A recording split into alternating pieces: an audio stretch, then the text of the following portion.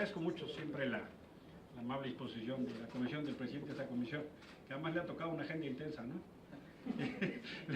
le ha tocado una dinámica muy intensa y siempre agradezco mucho la disposición de escuchar.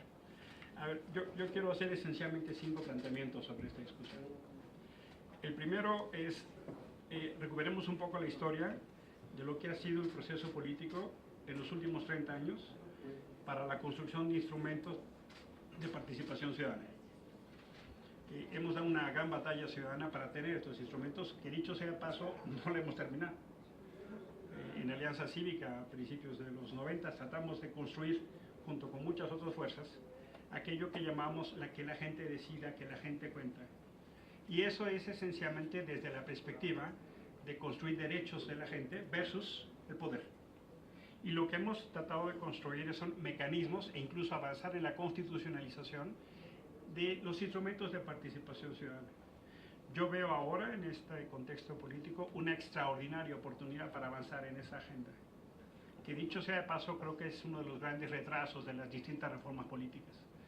Lo que se ha venido haciendo de una u otra manera es como regatear un poco aquello de distinta forma, desde las formas de la construcción de la autoridad electoral, aquello que le arrebatamos a la Secretaría de Gobernación, la organización de elecciones, hasta las últimas discusiones para ser candidatos independientes y la dificultad que significa eso. Es 4 veces el número de firmas que requiere de un candidato independiente que para ser un partido político. Ha habido una clase política que en los últimos años, a partir de la legítima demanda de construir estos instrumentos, se ha ido apropiando de eso. Con todo respeto, creo que estamos viviendo ese mismo mal. Una nueva clase política queriendo apropiarse otra vez de derechos ciudadanos. La pregunta que nos tenemos que hacer es cómo generamos mecanismos para que la gente decida, pero que decida desde la gente y no desde el poder. Creo entonces que la figura de revocación del mandato y otros tendremos que avanzar, ojalá, en esta legislatura para dotar como de un mucho mayor contenido real en términos de democracia y conducción, que tiene que ver con agendas hasta de cómo se eligen a los candidatos en los partidos. O sea, generalmente no son elecciones internas o previas como pasa en Buenos Aires, en Argentina. Todos los partidos van a la urna organizada por la autoridad electoral y ganan los liderazgos naturales, no las cúpulas. Hoy por hoy, casi sin excepción, son las cúpulas las que eligen a candidatos. Tenemos acá en la mesa una candidata o precandidata que acaba de vivir el planchón de lo que eso significó. Encuestas inexplicables o cosas así. No son las militancias las que eligen.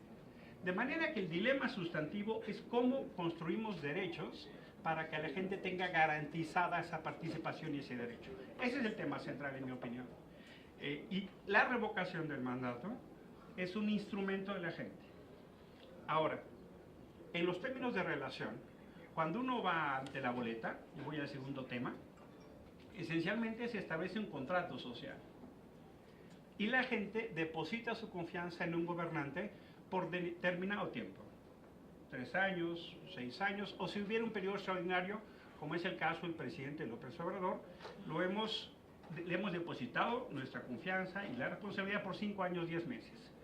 La pregunta es, ¿por qué tendríamos que preguntar que se vaya si estamos de acuerdo con su trabajo? Es decir, si la gente tiene depositada la confianza, ¿por qué tendría que preguntársele que se vaya si se le contrató por 5 años, 10 meses? El poder no tiene por qué preguntarse. Es decir, el instrumento solo se aplica en el caso que la gente considera que se tenga que ir. Cuando la gente considera que se tenga que ir y como la gente considera que se tenga que ir. No es el poder preguntando, ¿quieren que me vaya? ¿Por qué esto es importante? Porque el artículo 39 constitucional dice que la soberanía radica en el pueblo y en todo tiempo tendrá el momento para cambiar de gobernantes. Eso ya lo tenemos y ese es uno de los principios de la Revolución Mexicana.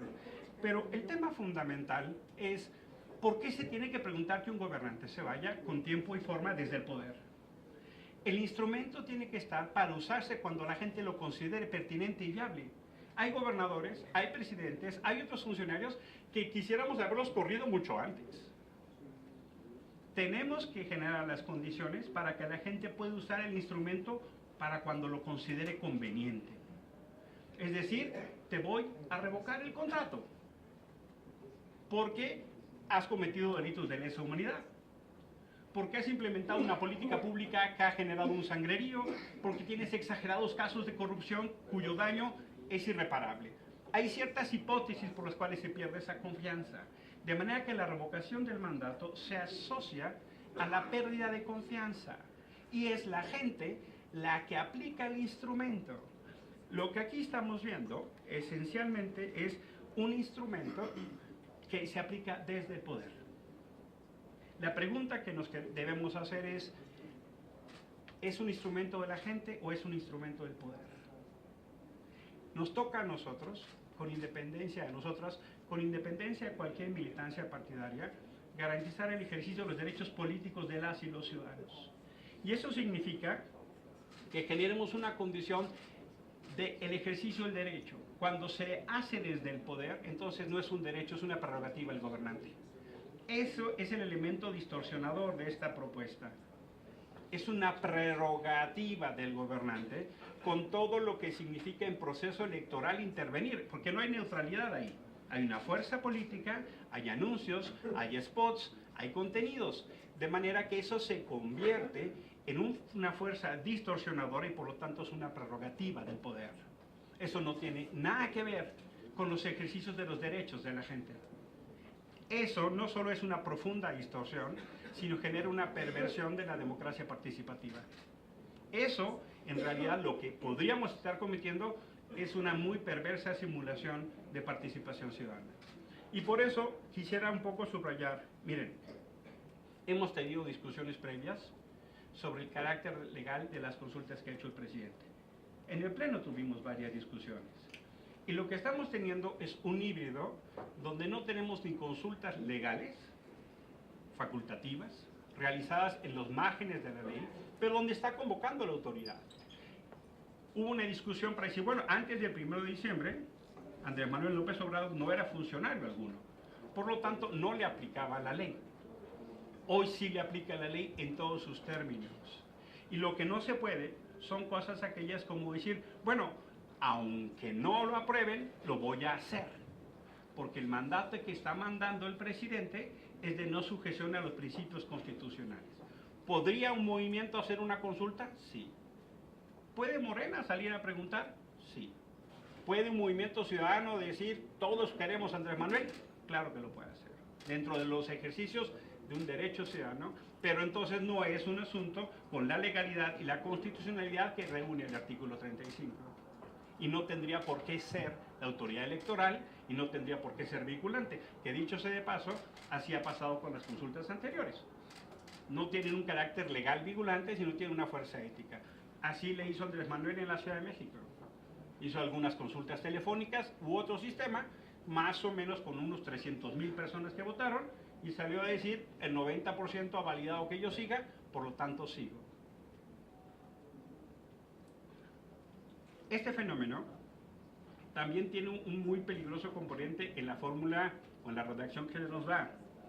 No solo es la transgresión en términos del proceso electoral con una extraordinaria iniquidad, sino que viene a romper algún pacto de Estado que hemos hecho de no generar este tipo de consultas cuando hay elecciones. Si lo que vamos a hacer es eso, entonces tendríamos que abrir la puerta para generar una condición de que cuando haya la boleta se pregunten muchas cosas más. Hay modelos electorales que así funcionan. Por ejemplo, en Estados Unidos, en realidad la boleta electoral es un cuadernillo. Y le preguntan a uno sobre deuda, le preguntan a uno sobre obra pública, le preguntan a uno incluso nombramientos judiciales. Y uno dice, hombre, quieren construir un estadio en la ciudad y el alcalde pregunta si la ciudadanía está dispuesta a endeudarse con tantos millones de dólares.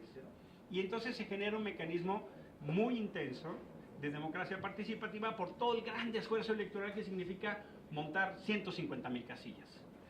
Eso, en mi opinión, sería muchísimo más avanzar en la construcción de participación ciudadana real, de democracia deliberativa, de democracia participativa. Los términos del actual dictamen, de la actual propuesta, no son nada de eso. Los términos actuales se acercan más a un uso del poder con el aparato electoral en una lógica de año electoral. Miren, ya hay una enorme discusión de cómo se levantó el padrón para los beneficiarios de los programas sociales del buque insignia Andrés Manuel. Los llamados siervos de la nación tienen un componente electoral de militantes de Morena, de padrones de Morena. Hay denuncias que tienen que ver con que hay una lógica electoral, como fue en su caso con Oportunidades con Carlos Salinas. Ya hay investigaciones que refieren a cómo se están levantando los padrones desde la estructura territorial y operativa de Morena. Esa discusión, compañeros, que en su momento será verificada y validada, porque todos, por ejemplo, cómo se hicieron los censos cuando no había autoridad, le pasaron a alguien sin fundamento legal todos los datos, toda la base de datos de los beneficiarios de la Secretaría de Desarrollo Social. No había ni siquiera facultad legal para pasar esos datos. El 1 de diciembre ya habían construido algún padrón electoral. Por supuesto que esa lógica de operar no solo es fuera de la ley, sino genera una enorme preocupación que lo que está detrás es una estrategia que signifique preservar el poder a como se dé. Y eso me parece que le pone un dilema ético extraordinario a la Cuarta Transformación.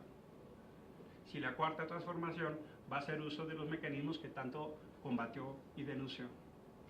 Y ese dilema ético es el dilema que hoy el presidente tiene que presentar y enfrentar. No le toca a él preguntarle a la gente, le toca a la gente decidir.